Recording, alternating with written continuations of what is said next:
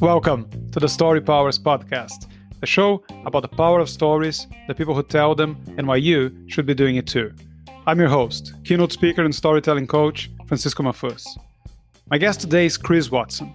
Chris is the strategic sales and storytelling expert for Dale Dupree's The Sales Rebellion, an organization dedicated to changing the game in the sales world. He also works directly with individuals and teams, building a library of stories to increase their customer and buyer conversations. Chris honed his sales skills in one of the hardest jobs anyone can do, going door to door and selling knives. Now, luckily for him, he grew up in America, because in Brazil, where I'm from, if you knock on someone's door and show them a sharp knife, you're more likely to get shot in the face than to get a sale. Ladies and gentlemen, Chris Watson. Chris, welcome to the show. Thanks for having me, man. It's truly an honor to be here.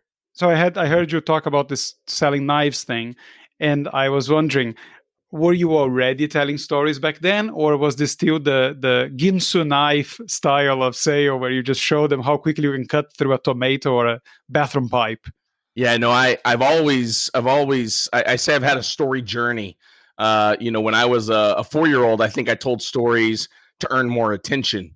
And then as I progressed in life, then I started realizing, wait a minute, I can tell stories to engage people. So when grandma and grandpa and uncle and teachers, when I wanted to engage them, then I found myself, I'd be telling stories. And then it kind of leapt into teenage years of like, oh, I can educate people. I can tell people about the things I want to tell them through stories. So I began to tell stories there. And then I had a few opportunities in my college years where I was on stage and I was like, oh, this is a great opener. I mean, I didn't have any like formal training. I just found that based on my personality and the combination, I started getting these compliments of, man, you know who tells the best stories? Man, you tell the best stories, man, the way you tell stories, and you would just see people gravitate. And I was like, okay, there's something to this. So when I went in sales, it kind of clicked. My first job, I'm going door to door. I'm selling knives. You really only make money if you sell a knife set. And so I started asking first, active story listening, started asking stories about their knives and how important knives were and what did they use them for. And I started telling them stories about these knives. Hold on. That one could be very tricky. So what you use your knives for? Awkward silence. Well, in the kitchen, I mean. yeah, true. I mean, it was the Lorena Bobbitt years, so yeah, we were customer looks at the shed concerned and turns his attention back to you. At least I didn't get invited into the shed, right? Or they were going to come show me the knives they currently had, right? Oh, the Lorena Bobbitt years. I'm sure there was some commercial about knives or something. Maybe it was just a Saturday Night Live skit or something where they were talking about the super sharp knives and using the Lorena Bobbitt example. Yeah, so true. I bet it's out there somewhere for sure. Well, for people who are too young to know this reference, what was the story again? I think her husband cheated on her and she just cut his junk off. Yeah, and in fact, if you want to know more about the story, I think there's a Netflix like deep dive documentary on it now that you can actually go in and look more detailed because she chopped his member off after he had cheated on her. Oh, and I just remember the best part of that story. Afterwards, he managed to, I don't know if it was the original one, but he managed to get that reattached or replaced. And then there was a porn movie called John Bobbitt Uncut. Yeah, right. And the thing is that the paramedics couldn't find it. She had cut it off and like thrown it out in the yard, I think. And so they were searching the yard to find his member, you know? I did this communications thing at an MBA here in Barcelona, and a lot of the students are from different countries, and there's a lot of Spanish people. And one guy was telling a story, and he said, "We went outside looking for wood."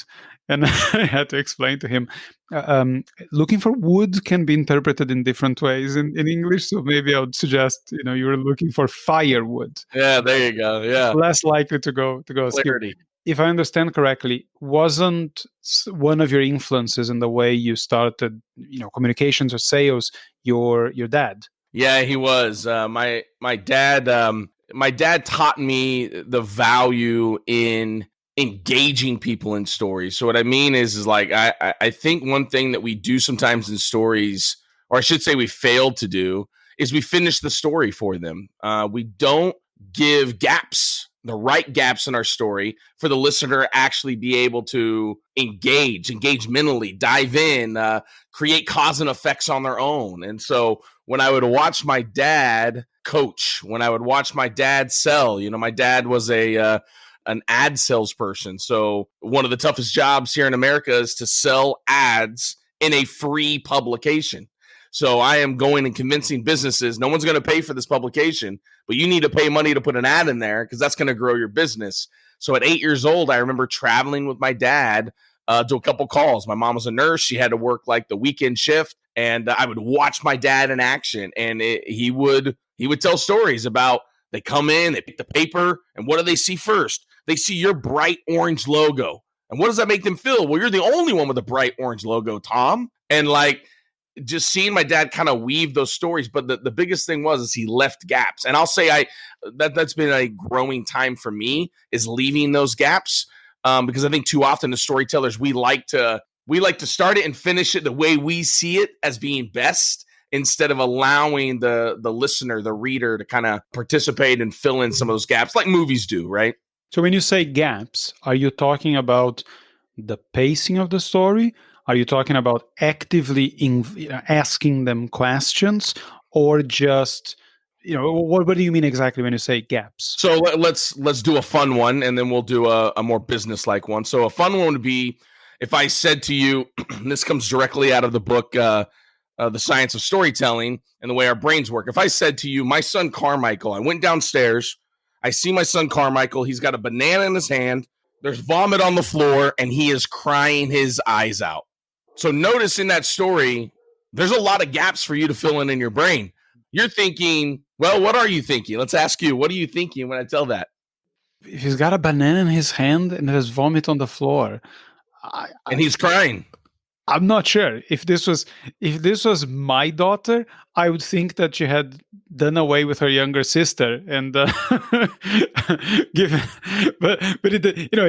okay. So I can see what you mean there. It's the story has a lot of unanswered questions, so that the picture you're painting is not complete. And now I'm trying to figure out what the hell is going on in the story. Right. We allow them to play. So you think about it on a business side of things. We cannot always just tell the buyer or tell the audience, this is the best product for you. We've got to tell them a story that allows them to come to that on their own. If you think about some of the greatest companies in the world and the way they tell stories, and you think about Apple doesn't say buy our product to think different, to be different. No, it says think different. And then you want to align yourself in that story to say, oh, I'm different. I'm like that. I want to buy that. And so that's that. We didn't answer the question to say, Chris, you're different, so buy this product. No, we said, this is what Apple is. This is the story we're telling about Apple. If you align, you will naturally fill in those gaps to say, that's me. That's my company. I like to help salespeople. When we hear storytelling, unfortunately for a lot of salespeople, they think past. That's the first thing they think. Oh, stories. That's grandpa around the campfire. Let's tell old stories. Or they think bedtime stories, right? So I like to tell them we should be telling our buyers and our customers a future story, a lot more often a future story of what our partnership can feel like and look like, can be way more valuable than the past story. And what I mean by that is, if you don't mind me taking a moment, is when we say, hey, I have a customer just like you. I get weary of that. For everyone listening to this, I get weary of, we have a customer just like you, because in our culture today, everyone thinks that they are and their business is the most unique thing out there. So we run into this danger of we're all unique snowflakes. Yes, exactly. We're all unique snowflakes, and if you put us in your pocket, we don't melt. So it's one of those things where I think we have a danger of almost telling them you are like this customer, instead of just painting the picture of what some other people have gone through and the way our product has allowed them to grow 5x without telling them you will grow 5x. So I just think that gap thing, it's tough. But I think if you leave the right gaps, people get to dive in and make their own. And here's the thing, me now knowing what you just did and filling that gap in, I just learned something about you and your family and your daughter and your kids. So you learn more when they fill in those gaps by either asking a question or making a statement. Okay, so first of all, what's the banana and the vomit? Because I now need to know this. How does this happen? This is a parenting challenge I have not come across yet. Or did you just threw random stuff at me to see if anything would... Well, so in the science of storytelling, they just say vomit and banana, and they say our brain thinks in cause and effect that the banana caused the vomit. Right. In my scenario, it was the dog. The dog vomited. Right. My son stepped in the vomit, and he's holding the banana and eating it and crying because he just stepped in vomit. But the point is that when I don't tell you that, you fill in the gap yourself based upon your own criteria in your head. So we would do that more often as salespeople to fill in the gaps, or I'm sorry, to leave the gaps open for our buyer to fill in. Then we have a little bit more interaction to be able to listen to their story. Yes, I would like to point out that 11 minutes in, we already covered vomit and penises being cut off. Yes. I think we might have set the bar too high or too low for the rest of this episode. It's very interesting what you say about the gaps, because in the one hand, it's just a different way of saying this thing that people say all the time, which is show, don't tell. So you want to show them that you're dealing with people like them. You don't want to say they are just like you. You want to say, oh, no, I've got this client and this is what he or she was struggling with. And you're going to paint a picture that is very similar. You're not going to go, oh, and that's exactly like your situation, isn't it? Because that's just, one, it's poor storytelling. Two, it's just too blatant of what you're trying to do. And I think it's going to take it out of, I'm telling you a story, to, I am now trying to manipulate you in this sort of weird way. I 100% agree. I think we can't do that. But it's also interesting how, although we are trying to leave a whole bunch of space between what we're describing, we still need to describe some things in as much detail as possible, because of this thing that everyone that does a tiny bit of storytelling realizes very quickly. The specific becomes universal. The moment you just say something generic, they don't make a connection between what's in their brain and our brain. The moment you say, oh, we know that, I don't know, Cocoa Pops was the cereal I ate every morning. Now, you might have never eaten Cocoa Pops, but you ate maybe, I don't know, Honey Nut Cheerios, and you're thinking of Honey Nut Cheerios. If I say breakfast cereal, your brain, I think, is less likely to think of the brand you liked. Yeah, 100%. I was working with a guy yesterday, and we were working on his about page on LinkedIn. He just started a new job. He's talking about, like, what story should I tell? He works with call centers. And so his story that he was telling was very negative. It was like, oh, the call center and there's tons of turnover and all these things. And so we started to talk about, is there a metaphorical story to this idea of call centers? Is there something where people in call centers are scared of AI because AI is going to replace the job? And so because they're scared of AI, which a majority of people in the world are scared of AI, they don't understand AI. And so to your point, I think we have to do a very good job of whatever specific details and identifiable characters, as Kendra Hall says, right, of people inside the story itself. My brain has to not work that hard to be like, oh, yeah, I know what that is next, so that they can actually get to the plot of where I might have to think very hard. If the whole story is like, I'm talking about some special festival in Barcelona that I've never attended, oh, what's that? I got to go look that up. And I miss the whole point of why we're doing the story at all.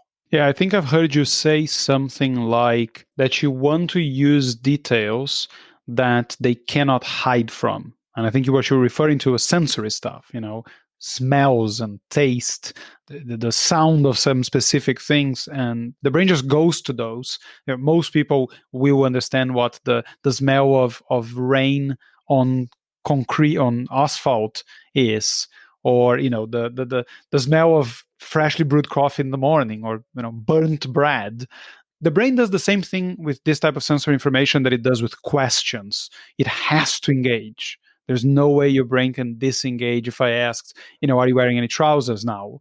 Your brain has just answered that question. Now, or rather you didn't, but your brain has. And I think with the sensory information, that's one thing that a lot of stories you hear, and there's nothing. They don't put in enough of the specific stuff, and then it just doesn't. I think it just doesn't feel real. Is the impression I get. Yeah, and I would say, like, the thing with salespeople, the tough part is, and I think I've heard Mike Adams talk a little bit about this, is like, when you go to tell a story, there has to be purpose behind it, but the purpose should be less about I'm trying to close the sale and more about what's the emotion I'm trying to elicit, and then what's the prompt, what's the action that I want from them. And it might be the prompt is I want them to consider buying with our company because of X, but the problem is with salespeople sometimes is that our job is so aligned with closing a deal that there's so much urgency. There's almost like desperation sometimes if we're not meeting our quota that it affects the story. The story feels rushed. It feels urgent. So then they don't talk about, and they don't talk about that I was eating this hamburger that had blue cheese inside the hamburger. It's the first time I've ever eaten in my entire life. No, they just say I was eating a cheeseburger and they move on. So like they don't get into those details because their mind is guiding them to the end. And the end is I want to close this deal.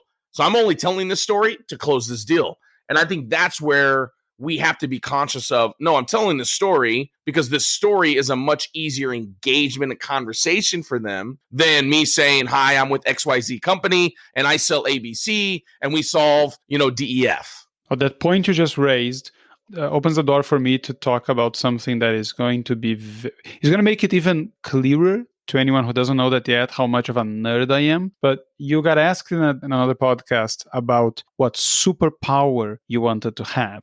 I don't know if you remember, but you said that it was always between two. You're very clear which one you wanted, but it was always between two. Do you remember which one they were? It was either teleportation or time travel, right? Yeah, exactly. I heard that and I thought, okay, a fellow geek.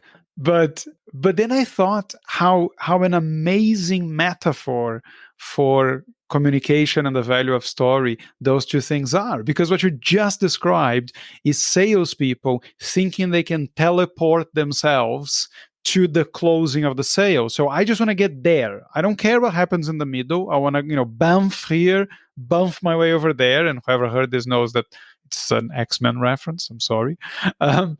Whereas you could argue, or I could at least, that when storytelling is done well, it is to some degree what you described that you want to time travel for. You said you wanted to go back in time and live different periods in history. But that's what a story does. If you do it well, the customer, or whoever you're telling the story to, is going to live that period of your life or your customer's life that they didn't. So it is to some extent. And I would say also that you can, if you tell a right story, you can teleport them or you can time travel into the future that they are considering, do I want to do business with Chris? And what would that partnership feel like and look like? Because they are evaluating that. And so if we do a good job of letting them live some of those stories with us in the micro moments and the micro stories, it's like what salespeople don't get is like, we're accelerating them getting to know us. Because when I tell a story about my son, they're evaluating, do I want to do business with somebody that's a family man? When I tell them a story about my dad passing away and how that was either a pebble in my shoe or a torch that I carried and I decided to make it a torch, then they think about, oh, you know what? My dad's passed away. We've got more in common than I ever knew. But if I don't tell those stories, and I only just say, hey, I've got a customer just like you, or let me tell you about this customer I have, well, then they feel like, oh, he only cares if we actually close, and I know he makes money off of it. And I think what salespeople forget is our buyer is the most intelligent buyer that we have ever had up to this point in history because of the internet, because of what they now know by reading a book or by listening to a podcast or whatever it might be. And so it's not that we are outsmarting them by any means. No, we're actually saying, listen, I want to open my heart and reveal myself to you in a different way because I want you to get to know me. I think also story, it gets us faster to a no, which is okay because we want to get quickly to a no or get to a yes. This is going to be us between, working together, partnering, or this isn't going to be a good fit. And I think story allows us to tell a story and say, which of these buckets do you fall into, or which one of these things resonate with you? None of them. Oh, well, I don't think this is going to be a good fit, but that's a good thing. Instead of, okay, I'll do the demo. Okay, yeah. Okay, you know what? We already have this. I just wasted 3 days and a full demo on this. Like, what was I thinking? One thing that a lot of people don't understand about how story is used in any context that is not entertainment, that is not you being a storyteller or art or whatever, is that I think people keep trying to give it a meaning that it doesn't need. The way I tend to think about it and talk about it is that story is the language of the brain. So if you want your brain to realize, okay, hold on, I need to pay attention to this. This is important. There's a lesson in here for me, and this is something I should remember. What you do for your brain to get all of those points is you tell a story or you tell something in story format. And that's how the brain takes all those boxes for your brain, and now your brain is doing all the things you want any buyer or any person you're in business with to do. They will pay attention, they'll listen attentively because they realize it could be important, and they won't forget it very easily. And that's it. It's nothing more complicated than, are you trying to get a point across? Now, if you do this well, this is the best way to get that point across. There's nothing more complicated than that. And I guess that the way we used to, I mean, not us, but the way, the decades and decades ago, the older people used to teach younger people is they would just tell them stories. They wouldn't just give them orders. My mom wouldn't say, oh, don't cross the street because something can happen to you. Because she said that a million times and I never paid attention. But I know there was a cleaning lady that used to work with my one of my uncles. And like every mother, she was to tell her kid the same thing. And one day the kid crossed the street. She made him come back because he hadn't waited to cross with his mother holding her hand. And the kid got hit by a car on the way back. Now, I never forgot that story. Right? And there's a chance that you might never, because it's horrible. Right? It's a horrible, horrible story. But I understood that a car could hit me and something could happen. But that never had the effect that story had in me. And that's it. It's just, you were trying to talk to me in a language I don't understand. Now you use the language I do understand, and now I'll remember. Right? I have had situations as a salesperson where we didn't do business, but they remembered my story. And so when I would see them the next time, they're like, hey, it's the guy that went to Machu Picchu. Hey, it's the guy that got snowed into Denver when that other airport is, the sales guy. I mean, and then quite honestly, I would have loved for them to remember my name, but I recognized my story was more powerful. My name, my story was more powerful than the company I worked for. Because that was what was memorable to them. And because, to your point, we so effortlessly think about things in story form that I think we're hindering ourselves as leaders, as salespeople, as marketing people. We're hindering ourselves by not speaking in story form. I think, like, correct me when I'm wrong, but I feel like the word storytelling is becoming a bit like brand, right? Everyone's like, more storytelling and tell stories and be a storyteller and be it. And I think, or are you doing story? What's your story? And I think the danger in that is that what we're really just trying to get to is we're trying to get to a relatable perspective. And our story allows us to get to a relatable perspective if we tell the correct stories. Yeah, I don't disagree. And what pisses me off to no end is how most people that use the word are not actually telling stories. So this is a dead giveaway on social media. Story time. And then they don't tell a story. or they'll tell the shortest version of it, like, oh, I used to do this and that, and that's where I learned this, and then they're just telling you a whole bunch of stuff. It's not a story, dude. What are you doing? Right. Yeah, I agree. I what frustrates me is when someone tells me, hey, I want to tell you a story, knowing that you're a strategic story guy. Let me tell you a story. And they tell me the story, and I'm like, is that what you think a story is? I'm always kind. Is that what you think a story is? Yeah. Well, I didn't get transported anywhere. I don't even really know who we were talking about. Oh, we were talking about me. You didn't tell me that. And they dismiss. I think it's this. It's no different than salespeople. Let's say I sell this pen, right? The problem is sometimes I sell this pen with so much knowledge of this pen that I sell it to you, making an assumption that you have all that knowledge as well. Well, that's sometimes how we tell our stories. We tell them being like, well, I'm from Texas because I live in Texas now, and we leave out that detail. Or, the stories about me, So I just tell it as if you know that, because in our minds, we're so familiar with the story, so familiar with the pin, that we leave out these details that actually would be really transformative and impactful because we just subconsciously know them. And I think that's honestly, that is the tiniest secret sauce for people that are engaging, but they don't really tell good stories, is I tell them, you didn't tell me this, or this. They add that in. It's a full transformation of the story that they've been trying to tell. What I find the biggest difference between someone who's been trained to do it or who's a natural at it and everyone else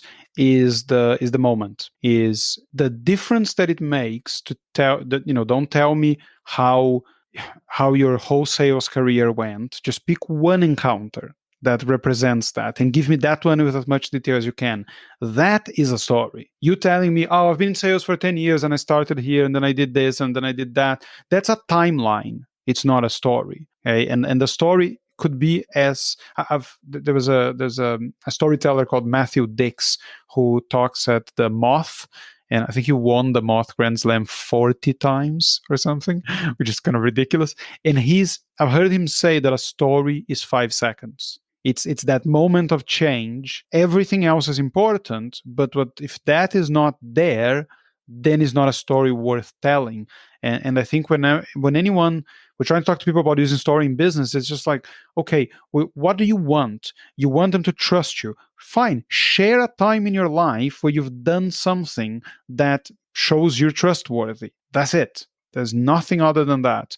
But for some reason, this has become a very alien concept for us. It's all opinions, facts and statements. Yeah. Well, and I think, and I would ask you this, is that I almost feel like the tough part is the awareness piece. I find when I'm working with somebody one-on-one and I'm asking them a series of 10 questions, let's say, I like when I'm working with people one-on-one to ask them questions like, tell me a moment when you were counted out and you came out on top, or tell me a moment when you squandered a really big opportunity. And they start going through all these moments. And what they don't understand sometimes is that there actually is a macro story through all of it, of maybe like, you're a survivor. Look at all these different moments where you survived. And there's almost a macro line of their life, but they don't recognize the macro theme, and they sometimes don't even recognize the micro. And so I think it comes down to awareness is what I would say. I think like they don't think that they're, and this may be a company out there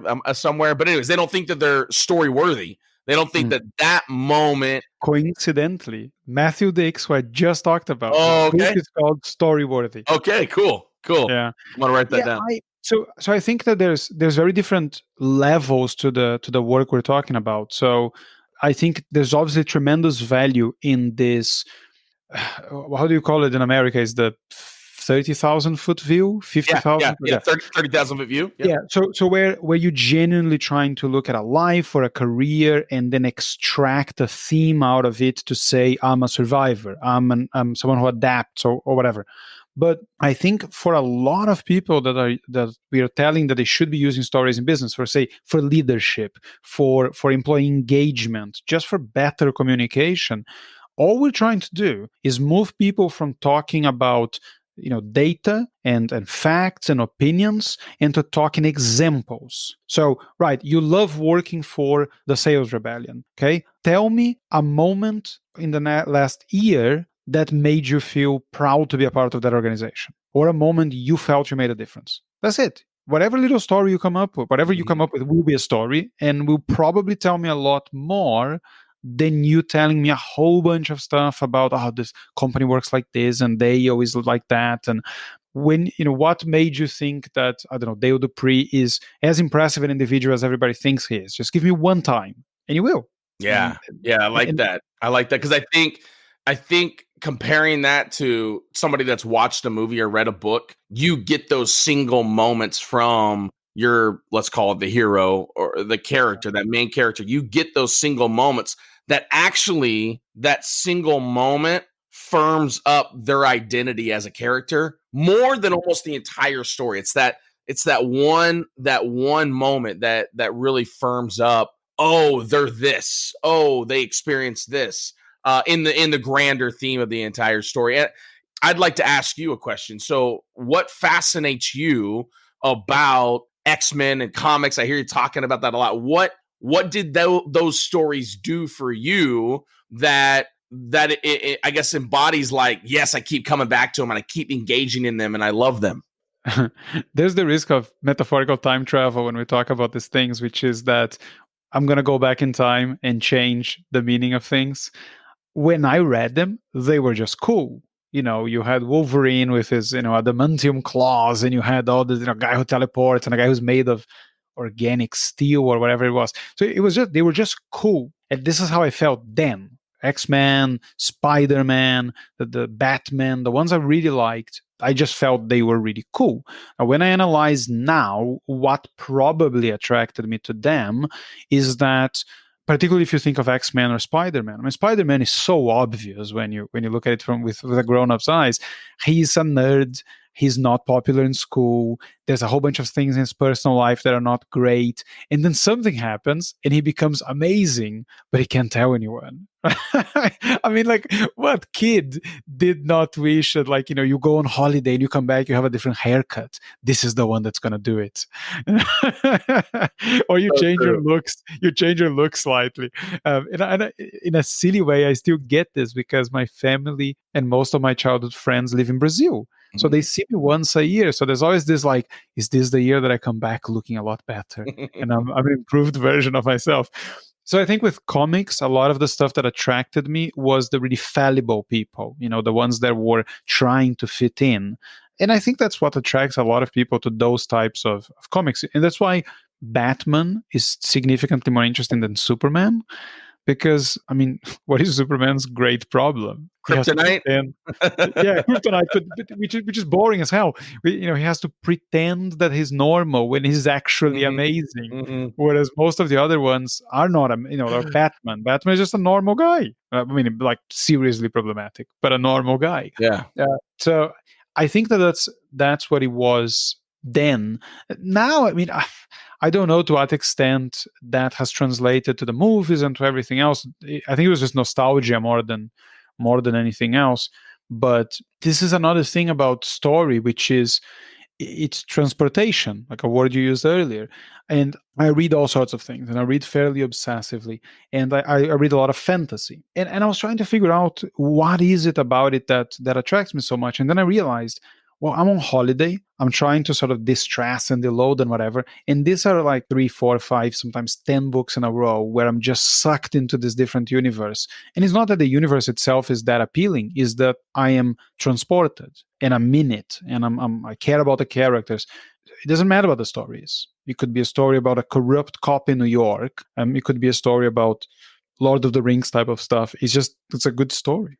So for me, I'm a movie guy. So I have moments where the movie ends and I felt like because I transported and identified with the character was in the movie, I almost need a moment to like come back to reality. It's like, when Inception, I really love the movie Inception. I really love the movie Gladiator. When I think about Braveheart, when I think about these movies that are so emotionally engaging, I mean, my wife, she gives me a pretty hard time about it. She's like, it's just a movie. And I'm like, I was there. Like I had blinders on and I felt like I was there. And so I think like for us or for really anybody, I think everyone has an escape that they need. I think it is, what does that escape do? And so for you, maybe the fantasy, it gives you some juice. It gives you some creativity. It rejuvenates you where you're not having to focus on your own thing. For me, movies, I look for the micro stories in movies and say, well, what he's really struggling with, it's that gap thing. They didn't tell me that, that certain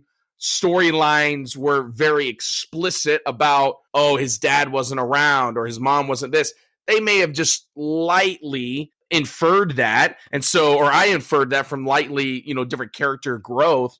That's what I love, is that when I come out, I find when I'm talking to people about movies and I say, we just recently watched Tenet, which was mind-boggling. But I remember at the end, my wife's like, so what happened? And I'm like, well, don't you know, like this. I didn't get that. And I find that a lot of times. And I bet when people talk to you about X-Men or talk to you about comics that, well, don't you know that, Peter Parker this? And it's like, No, I just know that he shoots webs and like gets bad guys. And I think that is why we have to tell many stories throughout, because we don't know if that one story is going to be the one that hooks. We don't know. And so for salespeople, we're talking 15 to 20 touches sometimes before somebody's actually willing to engage with us. And so I think for a lot of salespeople, we want, and I do teach this, that we have our one story, our multifaceted story that can work in any moment. But I also think we've got to be equipped with many different stories and know what is the emotion, what is the prompt, what is the emotion, what is the prompt, because some people walk out of a movie or some people read those books and they're not engaged. They're like, yeah, that didn't transport me. That didn't move me. Yeah, I think the word that's become very popular in recent years is resonate. And I think that's what it happens with children naturally, with comics or anything else. Is, I didn't read Spider-Man and think, oh, I'm a nerd, that's why I like him. But it resonated because I could relate to his issues. If the movie was, so what is the name of that one was Richie Rich or something? Yeah. I mean, Richie Rich is like a super rich kid that has super rich kid problems. I grew up in Brazil. I look at Richie Rich, I was like, no, that doesn't seem. I don't like. Do you think though that some people that was an aspirational, like, oh, I wish. Perhaps. So you take different things from different stories, but I don't think we're overanalyzing them as they happen. But that's, if you're using stories for business, it's the job. The job is being intentional about the stories because you believe they'll be relatable and they'll resonate with the people you're telling the stories to.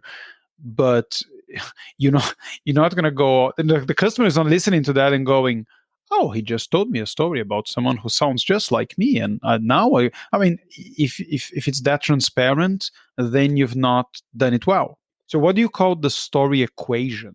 Yeah, so I think for a lot of salespeople, they don't really want to take the time to learn storytelling. And so the story equation is, what is their story? What is my story? What's the right story? Because too often, let's just think about that as an equation. Do I know mine? Great. You know your story. You can tell a great story. Do you know theirs? I think, okay, well, what's the right story to tell? I believe, and I use this metaphor a lot, I think stories for salespeople is, imagine a home, and salespeople have to tell micro stories sometimes because of the amount of time that they have. It goes back to what you said about Matt, of like, you got 5 seconds.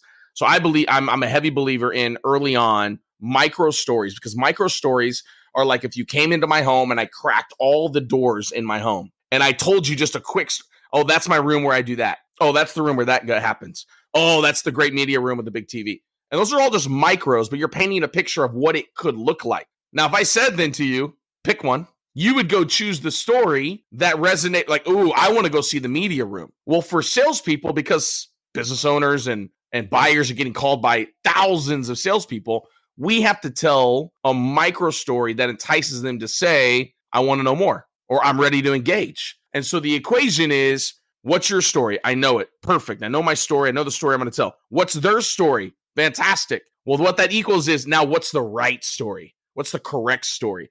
Too often we tell our own, or we tell them we know theirs, but we don't tell a combination of what are those two looking like. The phrase I use is, we must know thyself before we can know thy buyer. And we must know thy buyer's story before we can be a great storyteller. And I think people get lost in, but Chris, you're a storyteller. Yeah, well, that doesn't mean I always just tell stories.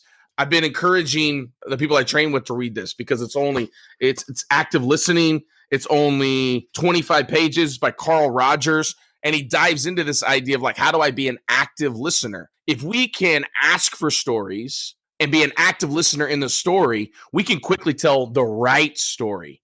And I think too often we're just telling our story and hoping it resonates, telling our story, hoping it resonates, telling our story and hoping it resonates, instead of really considering what theirs is. Did that make sense?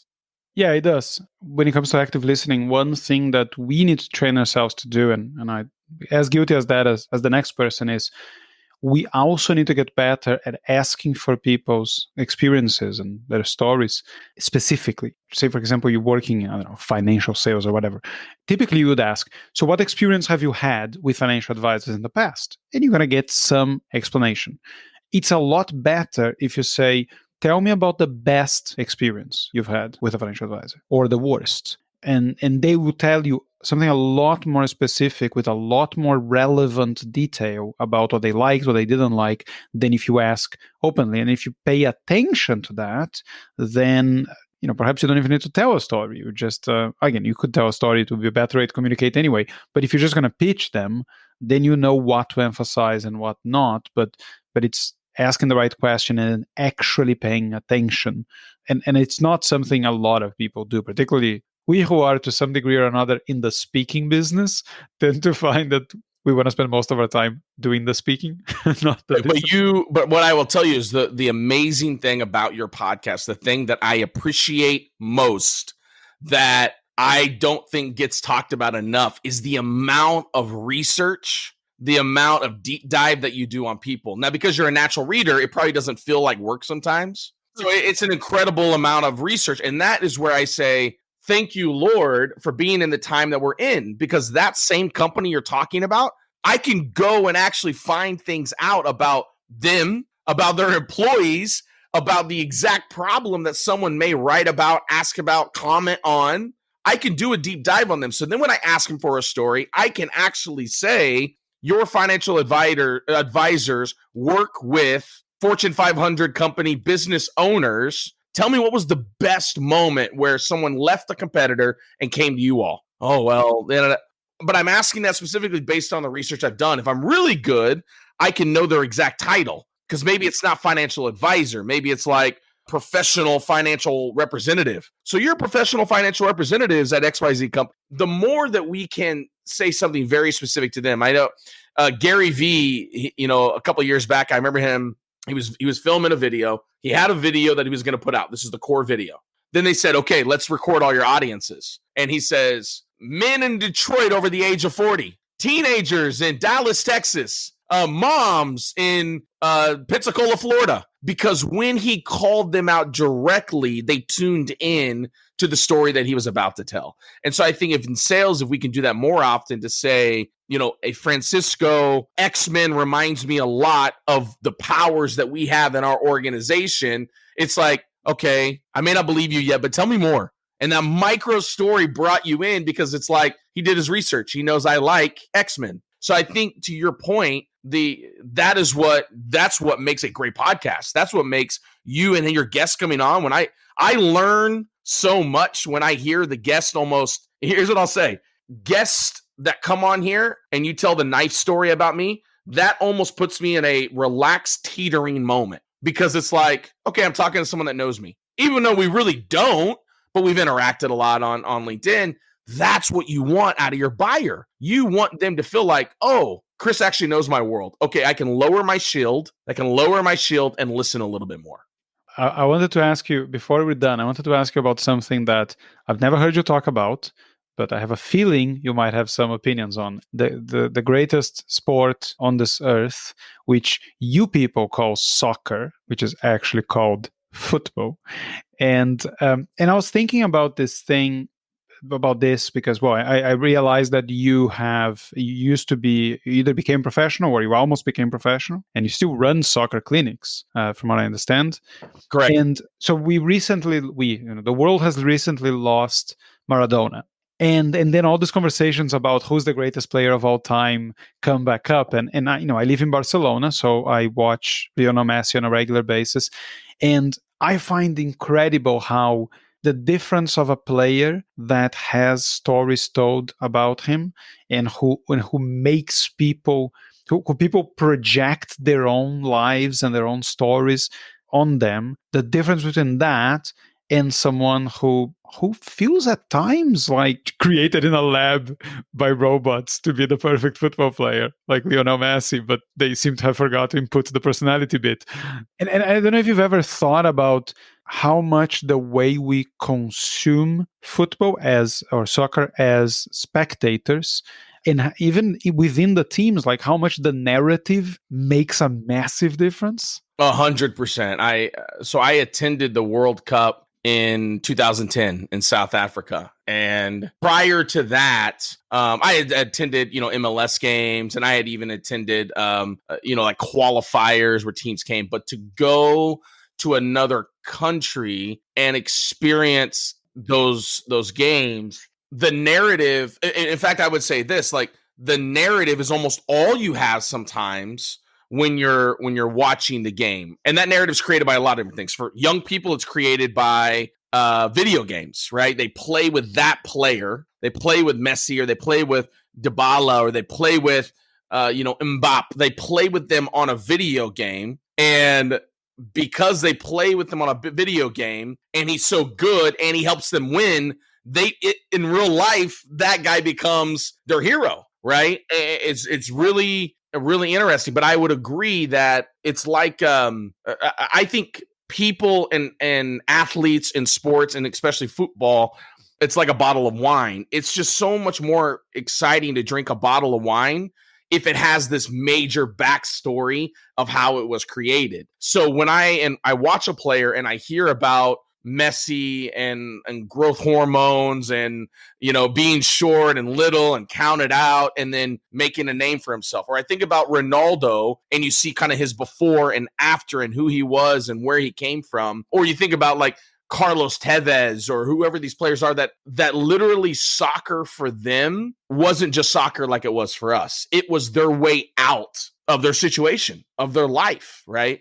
And so, yeah, I mean, and here's the other shift I will say. I don't know if this is globally, but I can say for sure in the United States, we are seeing more and more young people that they like players over teams, okay? But what I will say that doesn't translate into soccer is like they will like a whole team in soccer and football because of a single player. Whereas here, like we may like LeBron James or we may like Russell Westbrook. It doesn't mean we really root for that team, but we're rooting for the player. And I think in soccer, there's still something to say like Messi's my guy, so I root for Barcelona. Or for me growing up, because I played with these players, this is funny. I was a Juventus guy. I loved Pavel Nedved. Pizarro played for them for a moment. And I know that's all crazy, but really for me, the intro, being a Midwest kid, was I was playing a video game and seeing these players play, and I was like, oh, that's my team. They always win. And you got to remember, we weren't broadcasting games in the United States at that point. You couldn't get a game. I mean, you had to literally be outside of the country. In fact, I remember the first international game I ever saw. I was in Jamaica on a mission trip with my church, and I see this game played. So I agree. And here's the other thing I'll say about soccer, unlike any other sport, is because it's so rooted in the city and in the country, there's just so many more storylines, right? Don't you find it interesting that Messi had like these IRS and tax issues, and yet it still didn't tarnish people being like one of the greatest football players of all time? Yeah, that doesn't fit with the story, and people just discard it. But also the thing with Messi is, as amazing as he is, no one cares much because he's kind of a machine and he keeps to himself. There's not much personality to him, to what he says and whatever. Whereas Maradona, there was too much. Now, Maradona was the embodiment of a lot of things Argentinians loved and hated about themselves and about their country. And his story is tragic and amazing. That weighs a lot. And you mentioned Juventus, and Juventus is one of the teams that is now, you could argue, suffering from the power of storytelling because Pep Guardiola, who was the best manager Barcelona perhaps has ever had, he was a guy who had played football for them very well, and then he barely trained their reserves for, 6 months. And then he went on to become one of the most successful managers of all time. So that story of the player that played for you that's now going to lead you to glory, a whole bunch of other teams have just decided to give the most important job in their club. It's like you making the CEO the guy who was a good salesperson 10 years ago. And now you're saying, now run this company. That's the case with Andrea Pirlo at Juventus now, Solskjaer at Man United, Mikel Arteta in Arsenal, had never trained anyone. He was a Pep's supporting coach or whatever you call it. And these guys are giving multi-million-dollar jobs because the story that a node player that's going to lead you to glory, that's such a powerful one in football that it just overrides experience, overrides logic, overrides anything else. And you talked about video games, so I'm going to bring this up to close. Are you familiar with the Burger King Stevenage challenge? What is it? The Burger King what challenge? The Stevenage. I don't think so. Right. This got to be one of the greatest advertising stories of all time. Stevenage is this team in the second division of English football. And so Burger King realized that although they were like a crap team in the second division, they still made it into FIFA soccer. So you could still pick Stevenage. So they went and sponsored Stevenage because they knew that if they're sponsoring them in real life, they would be sponsoring them in the game. So then this club in the second division has a big Burger King symbol on their shirt. So then they started an online campaign to encourage people and reward people if they played with Stevenage. And with like all these new games, you get to hire players. And it says, if you score a goal, put it on social media, you get some rewards. So people started using that club to play the campaign version of the game. So now you have all these videos online of like Stevenage winning the Champions League with a team that has Messi, Ronaldo, Neymar, and whoever else, and they have a massive Burger King on their shirt. So Burger King got all this advertisement. And just last week, I did one of the weirdest jobs I've ever done, which was I did voiceover for an award ceremony. It's like, and the gold goes to. And these guys won an award for online advertising. And it's just beautiful, right? You can see the evil genius that said, I know, we're going to sponsor a team in the second division. Hear me out. And we're going to get Messi and Ronaldo to wear Burger King shirts.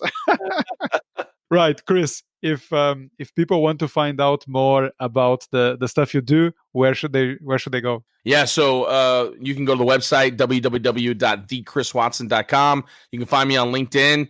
You can also find me with the Sales Rebellion. Same thing, www.thesalesrebellion.com. All right, everyone. Thanks for tuning in. Take care of yourselves. And until next time.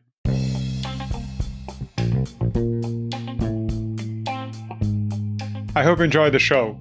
And if you did, I'd love for you to subscribe and leave us a review or a rating on the Apple Podcasts app. It's very easy. You open the app and find this show. Then scroll down a little, and when you see the stars, tap. I'd really appreciate it, and it does help other people find us. And if you'd like to get in touch or find out more about what I do, reach out to me on LinkedIn or visit my website, storypowers.com.